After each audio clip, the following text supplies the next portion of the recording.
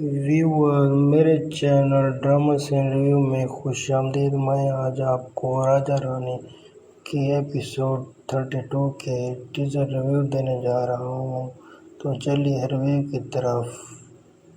Drama बड़ा दिलचस्प बन रहा है और ड्रामे के सीन में दिखाया जाता है, कह रहे होते हैं दोनों, अगर आप समझते हैं कि सब करने से हमारा रिश्ता बहाल हो सकता है तो ये मुमकिन नहीं। जो यार किसी भी हाल में रानी को नहीं छोड़ना चाहता, क्योंकि अब इसे तमाम पुरानी यादें याद आ गई थी। लेकिन अब राजा ने रानी को इस तरह फंसाया है और इसे अपनी बातों में उलझा दिया है कि रानी अब जो यार से कहेगी को इसे छोड़ दे, वो अब सिर्फ राजा के साथ जाएगी। लेकिन राजा एक धोखाबाज और फरेबी इंसान है जिसने पहले ही जो यार और रानी को मारने की बहुत कोशिश की है। अगर रानी अब राजा के पास वापस जाती है तो इसे दोबारा धोखा देगा।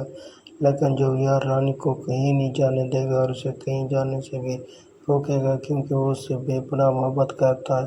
व्यूअर्स, अगर मेरे ये रिव्यू आपको अच्छे लगे तो प्लीज़ मेरे चैनल को सब्सक्राइब कर दें, लाइक कर दें, शेयर कर दें। Thanks my viewer.